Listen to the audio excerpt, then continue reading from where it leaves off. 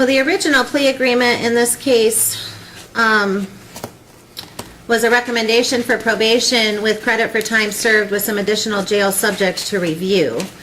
Once Mr.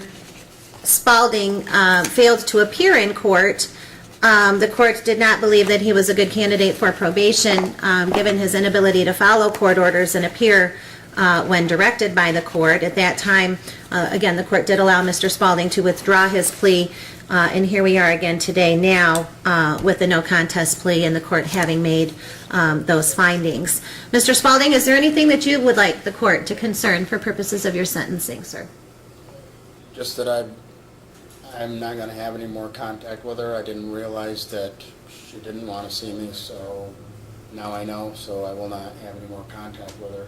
And just wish to get on with my life. I want to get back to my being so sober, and I think that was a problem in the past for me. And I've been reading the AA book, and I've got several meetings that I've been going to since I've been there, and I'm going to take that course of action and get back to going to church.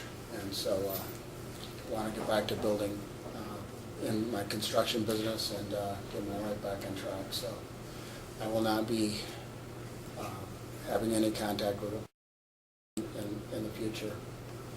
And I'm sorry for any, that I caused any, fear for her or threatening, that I didn't mean to scare her. I didn't know that I did, and I'm sorry.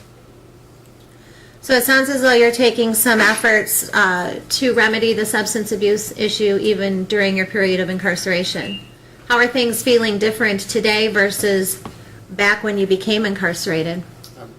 A lot clearer-minded, and I realized I was on the wrong course, and that's probably why Amanda didn't want me over there, because she could see that I was visibly impaired. Kind of funny how that happens, right? Get a clear head, things start to make some sense, right? Yeah.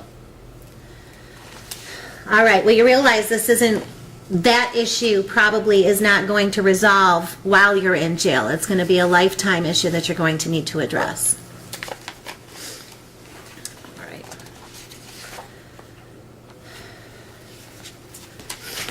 Well, as I indicated, I did not believe that Mr. Spaulding was a good candidate for probation, and I am not going to sentence a term of probation here today. Preliminary discussions were that 6 months jail would be held initially, subject to review if placed on probation. Because I'm not placing him on probation, I am still going to impose the 180 days jail. Given the period of incarceration and factoring Mr. Spaulding's financial circumstances, I am going to waive fines and costs and suspend the Crime Victim Rights Fund fee. I am also going to waive the court-appointed attorney fee. Mr. Spaulding, you have served a significant amount of time in jail. I need to calculate the exact numbers of days that you have already served so that proper credit can be given where credit is due. But today's sentence will be the 180 with credit for time served. I think preliminary calculations are such that there's still just over 90, maybe less than 100 days or so yet to be served on the sentence, but I will arrive at an exact number of days here momentarily. Is there anything further, Mr. Workma? No, thank you, Court. And Mr. D'Angelo, on behalf of Mr. Spaulding? Nothing, Your Honor, thank you. Okay, then with that, we are adjourned. I'm just going to need a few moments to reach those calculations. Thank you.